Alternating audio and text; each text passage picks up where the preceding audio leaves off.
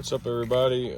Just wanted to give a quick video on how to change your fuel feed from the tank to your water fuel separator, as well as installing some new connectors for my Evanrude 40 horsepower.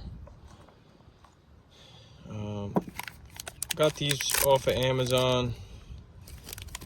They're unique to the motor, so if you have a Johnson or an Evanrude, they'll have this cut out.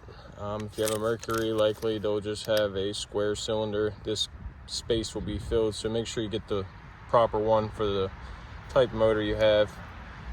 Pretty straightforward, 3/8 connection. Have some old line in here now. It's pretty dry rotted and just kind of janky. Once in a while, usually when I'm messing with the tank or having problems getting a prime, even with the new ball and line on there, I'll notice that this has a slow drip, so it's likely getting some air in there somewhere throughout the feed. What you'll most likely need is just a screwdriver,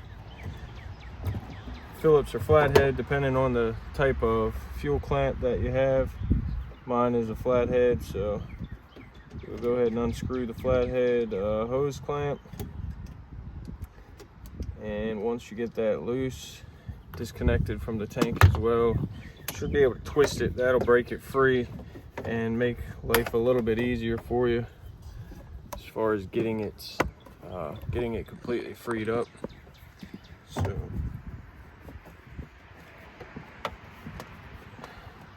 it'll still be a pain in the you know what, so you just have to mess with it a bit until you get it off there. You can put your screwdriver in and twist left and right behind the hose to help get it started, and then you should be able to get her off like that. As you can see, it's quite dry.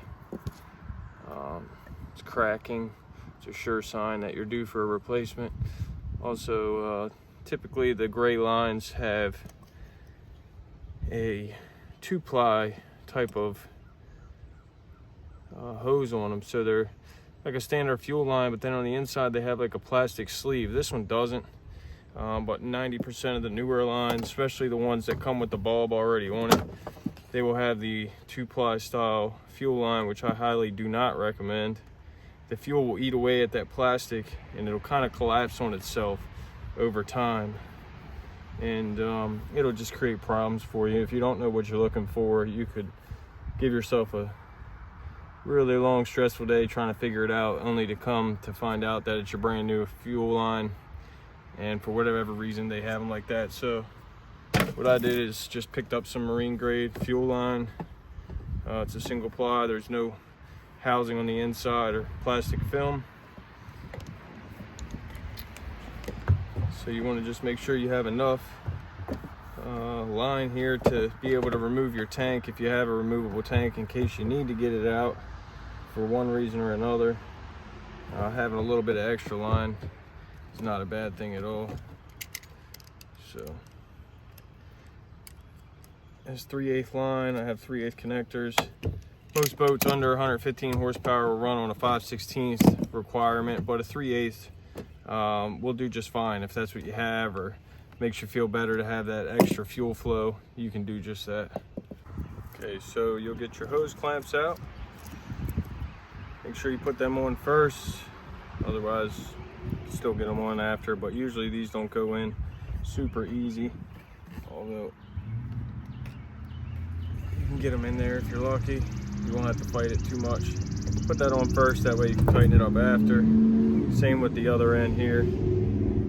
Go ahead and slide your hose clamp on in the right orientation so you can get a screwdriver to it, and just slip that over your fitting there. This seems to be a little loose. I'll just be sure to tighten it down extra, make sure we don't have any issues. Then what you want to do is just, again, put this in a direction so you can get your screwdriver to it. We'll tighten this up a bit, put it where we want it, and then snug it down.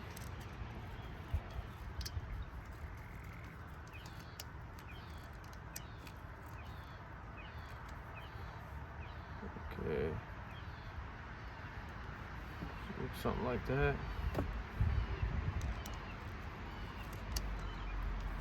These don't have to be super tight, but you want them, it better be tighter than not tight enough. My fittings are plastic on the female end, so you definitely don't want to crack that or anything, but you don't want any air or any kind of leak, which will just cause additional problems. So go ahead and crank it down pretty snug like. I'll snug this up a little bit. And we'll put that on there just like that. And tighten it down.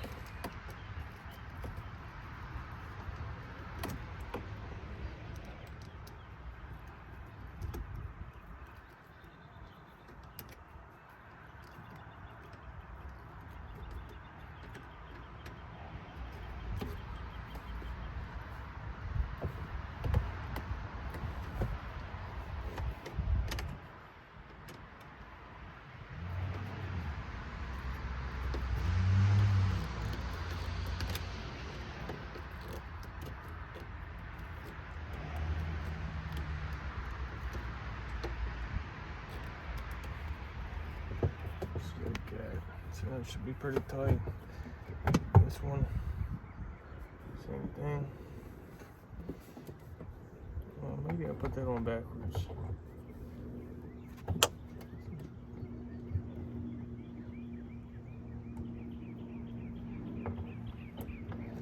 Looks like I might need a new fitting here. This one seems to have, oh no, that was right. Fuel goes in this side. There it goes. Didn't want to clip in there first time.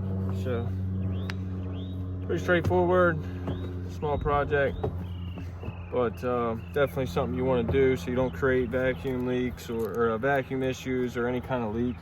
Just mess the boat up, make it dirty, and depending on how big of a leak, could suck air or not allow a siphon to happen naturally once the fuel's flowing, and motor could just turn off randomly or have problems getting fuel flowing in the beginning to get primed. But yeah, that's pretty much it. Thanks for checking it out.